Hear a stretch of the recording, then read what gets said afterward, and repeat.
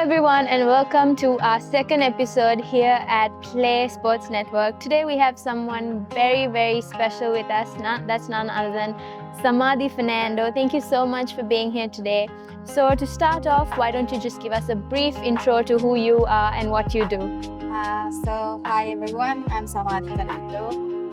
I am a sports science major who started off with sports science, but I went on to study my sports management for my master's. And now I'm looking to expand my studies on the side of adaptive physical activity, which is sports for disabled people or specially able people. And I think Sri Lanka has a big scope in that sense. Yeah. As Paralympics seem to be doing better than Olympics right Yeah. now. Right, so let's start off with the most obvious question. Now, you said you've majored in sports science and management. What made you pick that as a subject that you wanted to study? Honestly, I think it's the performance behind the athletes, not just the athlete, but everyone else involved in itself. Because the athlete alone can't carry a sport. It's the audience, it's the trainer, the coach, it's everyone else who is involved, their family, and all of this. So, in order for me to study how the athlete can improve in their performance, as well as how to keep them going despite their performance and everything else that comes around, I needed to know the management part. So, both of those came together for me to have a better understanding of what I wanted to do. Right, now, we know that you've studied in a global perspective. You've been to multiple countries. What was that like, studying in so many different nations, getting to know not just the subject that you were studying, but in terms of culture, in terms of people? What were your experiences like? Honestly, it's very humbling going to some countries because I feel like the South Asian countries are still at a very foundational level when it comes to sport. So I've studied my master's in South Korea, which is a country doing so well in sport in so many aspects. Yeah. The kind of facilities and all the resources that go into making the sport such a success is all there when you go there. And honestly, when you visit those training centers and you see how much they activate every single game and how the fans react to every single game, how the following grows for an athlete with one win, the amount of recognition they get, I hope Sri Lanka can get there someday. And honestly, with country by country, one thing I've noticed is sports are shaped by the culture of the country as well. So I would say Sri Lanka is still not considering sport a sort of career. Because of that, I feel like athletes don't get that chance yet. But I'm seeing good progress from when we've started actually. So I hope it grows to that level, the international level.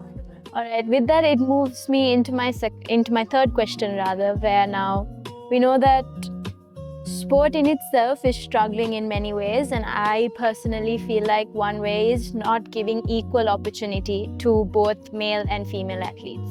And as a female in the sporting industry, not just as an athlete, but someone who's working behind the scenes, do you think that Sri Lanka gives equal, not just Sri Lanka, but the world as a whole, gives women equal opportunity in sport? Simple answer would be no for now. But honestly, the past Olympics showed a great step towards it with the 50-50 athlete. Yes. And I think that's a good start.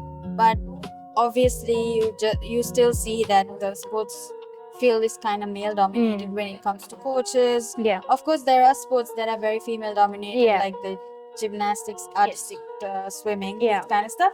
But when it comes to all sports in general, I feel like it's still a little bit male dominated. That being said, I have met a lot of inspiring female coaches, broadcasters. Actually, from when I studied my master's, I met a ton of different alumni from a ton of different countries, and the things that they've done is tremendous. So in that sense, I feel like we are getting up there, but we still have a long way to go. And there are some unfortunate cases where there have been the killing of some athletes who were involved in these kind of sports, and those are actually very sad. But I hope it moved towards better area. All right, now with that, the next question that I have for you is, now we've spoken about sports management. And let's leave sports science out of the picture for a second. But when you talk about sports management, something that we see in current day athletes is not just an athlete, but also an athlete with personality, with etiquette. So in terms of sports management, how does that contribute to creating an athlete that can also be an idol to someone? Honestly, this part is foundational. It's not just the sport anymore. People don't just see you for skill anymore.